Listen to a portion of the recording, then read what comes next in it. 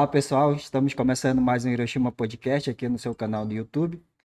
Estamos aqui com o nosso convidado de hoje aqui para falar sobre um pouco a respeito de um programa que é importante, né, que é o Maio Laranja, Júnior Silva, Ana da Mata. Então, Júnior, quer se apresentar um pouco aí, pessoal? Olá pessoal, o Adilson já falou, Silva hoje, a gente como conselheiro tutelar, está podendo falar um pouquinho sobre o Maio Laranja, sobre essa campanha tão importante. De antemão já, Adilson, muito obrigado aí, né, pela participação, essa oportunidade de a gente estar levando informação à população de Itapiranga e onde chega o podcast, que eu tenho um alcance grande já. Muito obrigado. Boa noite a todos. Adilson, muito obrigada pelo espaço para a gente falar um pouco do Maio Laranja. Sou assistente social e atualmente coordenadora do CRAS. Então, assim, a gente já trabalha há algum tempo com essa ação e o CRAS, enquanto proteção social básica, ele busca fortalecer o acompanhamento familiar, as orientações do que é a prevenção para que não se chegue lá no conselho tutelar e também no CREAS, que é a nossa unidade especializada. Essa campanha, desde quando ela começou aqui? É no mundo todo ou é no Brasil ela? No caso, assim, ela é específica no Brasil porque ela começa ainda em meados dos anos 70 com o caso Araceli, que foi o caso que deu início a, até então, a campanha Maio Laranja, que foi um crime hediondo que aconteceu no Espírito Santo. Esse crime, inclusive, ele meio que prescreveu, né? E ele está fazendo 50 anos esse ano. E, por incrível que pareça, Adilson, as pessoas ainda não têm um certo conhecimento. Quando a gente fala do que é o Maio Laranja, é a questão de você proteger, você orientar a sua criança quanto ao oferecimento de bombons, de determinados itens, como tênis, telefones, porque foi mais ou menos assim que aconteceu no caso da Araceli. E quem cometeu o crime, né, é uma cidade pequena do interior do Espírito Santo, e que os dois rapazes que cometeram o crime, eles estão impunes até hoje, por pertencerem a famílias de um certo poder aquisitivo, e até o jornalista que foi contratado na época para fazer uma investigação à parte que a família havia contratado, ele foi morto e em decorrência disso, ou seja, então os anos se passaram, mas de fato a sociedade ela nunca esqueceu, até por conta da barbaridade que foi encontrado o corpo da criança. E dos últimos anos para cá, de 2015 especificamente, então hoje a campanha ela tomou uma grande proporção no Brasil todo. Então, assim, é algo que chegou na ONU, né? Então a gente busca intensificar um pouco mais. E Itapiranga não fica distante desse mundo todo, porque muitas das vezes o agressor ele não está somente dentro de casa, não é somente o pai, o tio, o irmão, o vizinho, não.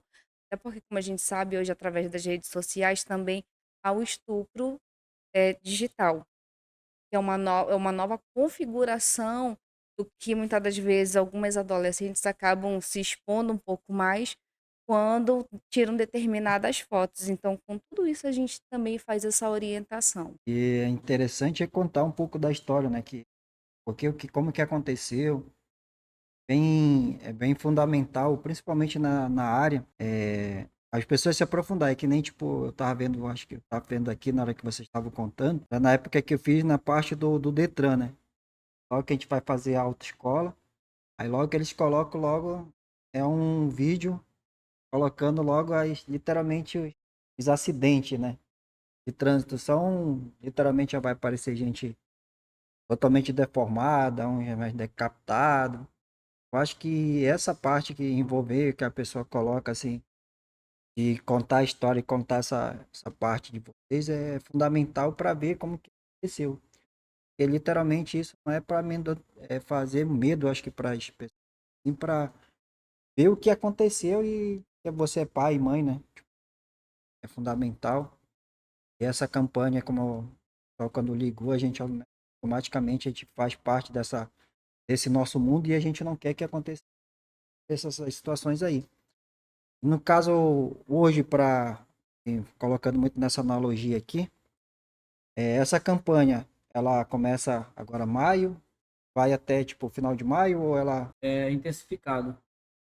todo mês de maio, são feitas ações, né? A prefeitura, através da Secretaria de Ação Social, a rede de proteção, articulações em escolas, na rede pública, na rede estadual, nas empresas, nas associações. A gente leva o máximo de informação, sensibilizar, né, a população em geral quanto a este crime, quanto às formas de prevenção. Então, ela acontece durante todo esse mês de maio, né? Tem um dia, o dia D, que nós falamos que é o dia 18, né? Foi o dia em que ocorreu esse crime lá em 1973, né? Que foi quando completou esses 50 anos. Então, teve toda uma mobilização ali na praça, apresentações, algumas falas de algumas autoridades que foram bem, assim, significativas, bem importantes também para levar as informações, né, para a população de Itapiranga. Mas, assim, no geral, a ação ela acontece, né, mais de forma mais intensa no mês de maio mesmo. Mas vale ressaltar que durante todo o ano esse combate ele é bastante intenso, sabe, Edilson? Porque Itapiranga tem, no número da população de Itapiranga, a demanda ela é alta. A demanda é muito alta. Para você ter uma ideia, em 2022, de janeiro de 2022 a dezembro, nós tivemos 20 casos, né, que o Conselho Tutelar atendeu. A gente sabe que tem muitos casos que não chega, né, dado algumas situações de medo, da pessoa que sofre represálias, etc e tal. E aí, nesse ano, já de 2023, de janeiro até maio, nós recebemos 9. Tem todo um ciclo que nós vamos fazer de encaminhamento, de requisição de serviços, etc. Acho que a gente vai estar abordando um pouquinho mais, né, para frente.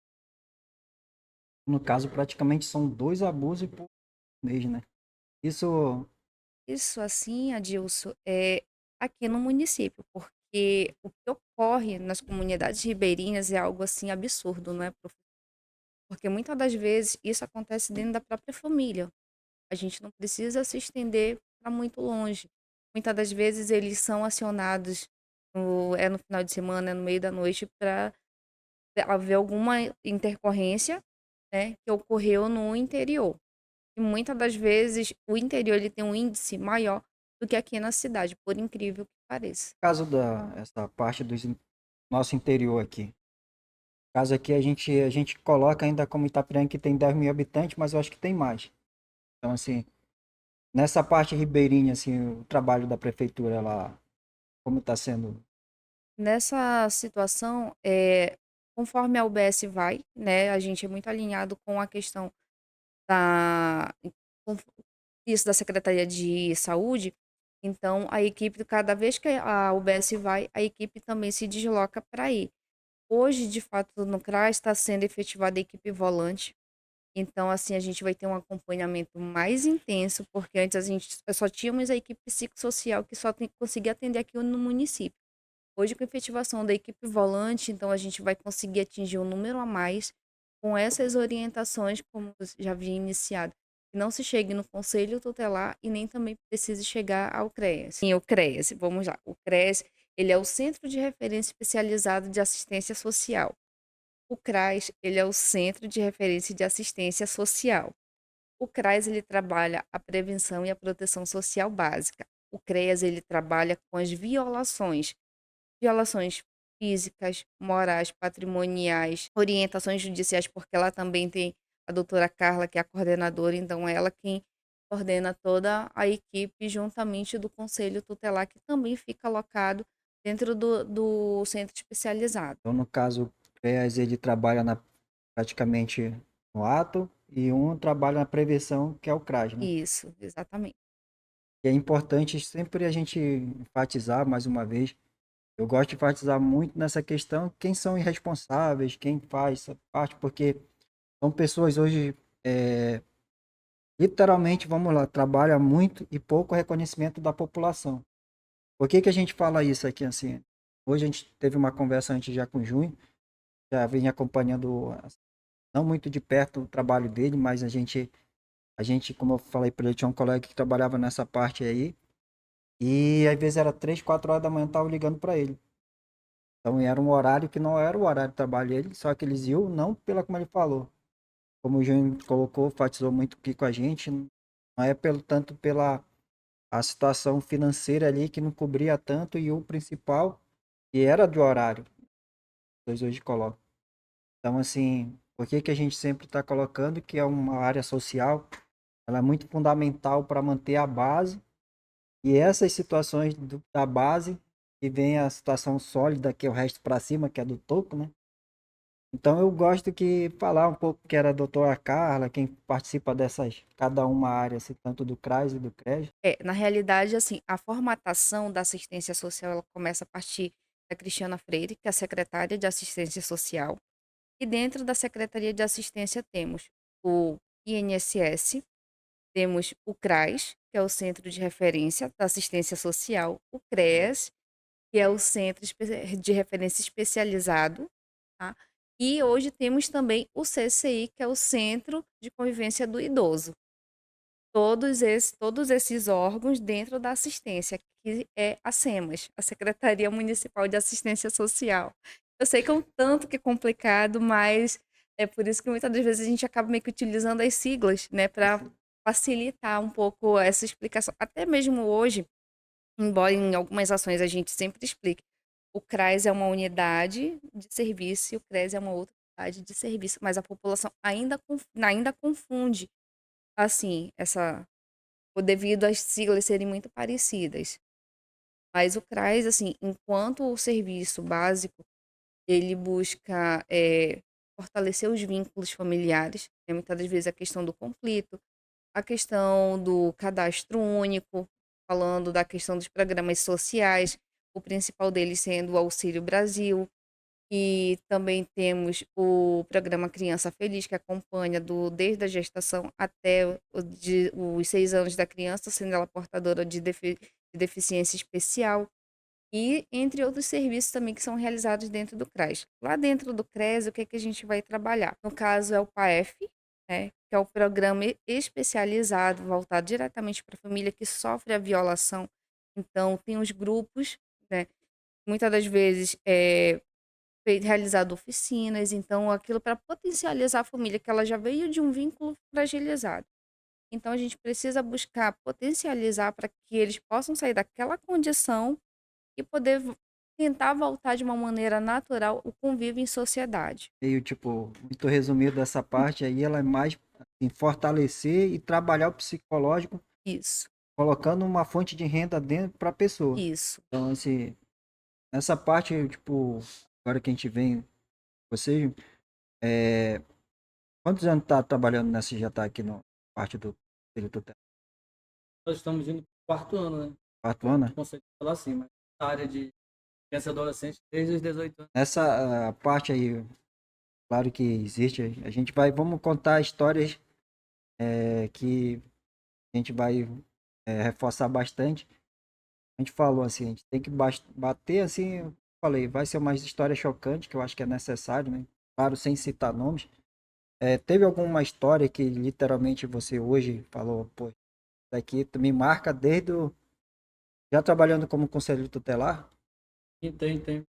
A principal história foi a que me motivou, né? Dentre outras, outros motivos, mas a que mais me motivou a ser conselheiro tutelar, falo hoje, né?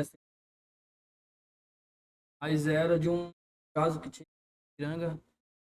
Toda a população praticamente era conhecedora, né? De um determinado cidadão aí que naquele momento então ele era suspeito, né? De ter um ciclo de abuso já de crianças e adolescentes. E aí todos eram conhecedores, mas nunca a pessoa era responsabilizada, né? Todo mundo comentava, e aí eu me recordo que falei, poxa, um dia quando eu for lá, isso aí vai acabar, né? Porque não é possível. Se todo mundo sabe como é que consegue fazer, a pessoa não consegue chegar nas autoridades, etc e tal. Então aquilo me motivou bastante. E aí hoje, né, a gente indo para o quarto ano, pode ser que seja o último dessa discussão. E aí, mas eu já saio satisfeito porque esse ciclo, mais de 30 anos de abuso, foi encerrado e não foi mérito do Júnior conselheiro, mas de todo o colegiado ali, né?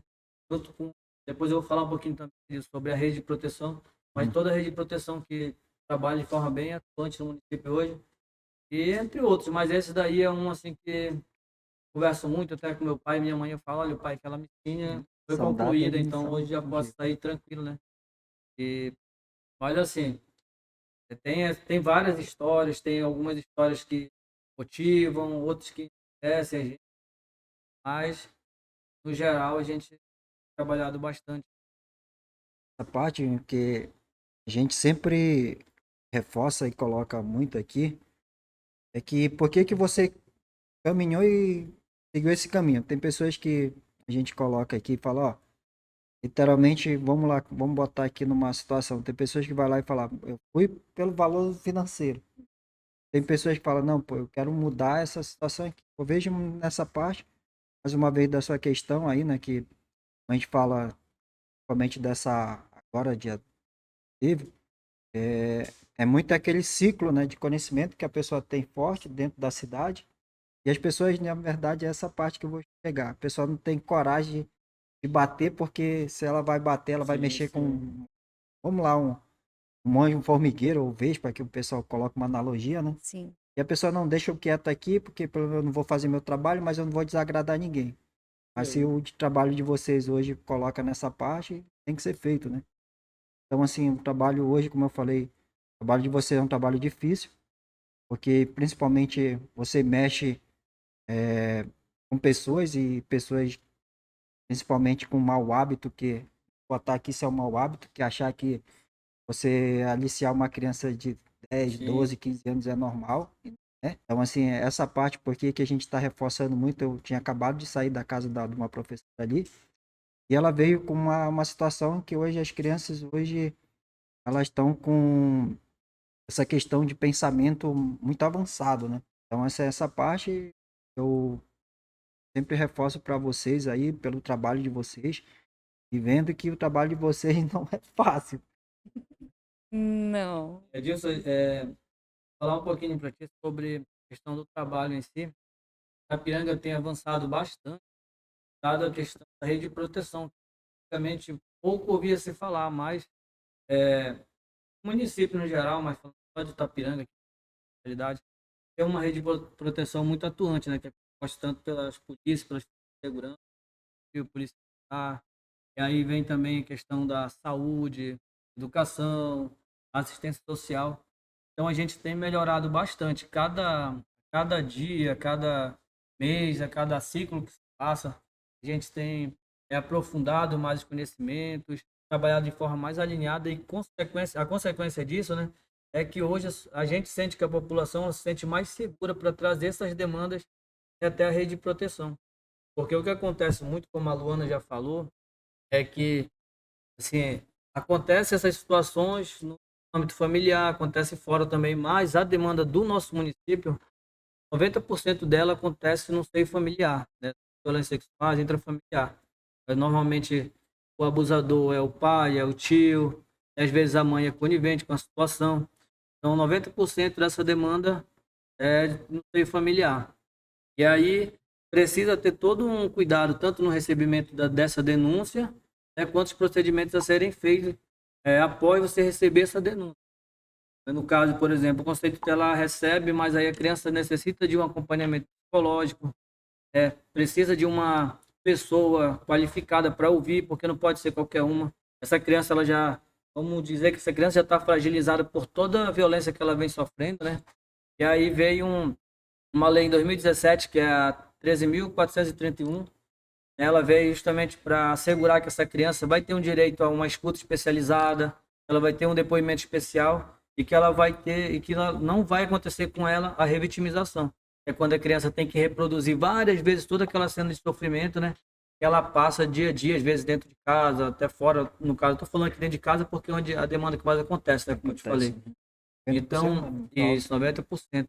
E aí tem toda uma equipe ali preparada, nesse caso em especial a equipe do CREAS, eles estão, a gente encaminha logo, né, faz esse encaminhamento para o CREAS, a equipe está pronta para receber, então a criança ela recebe o melhor acolhimento, a família também, e aí depois vem as outras requisições de serviços, outros encaminhamentos, polícia, e aí hospital, né, área de saúde.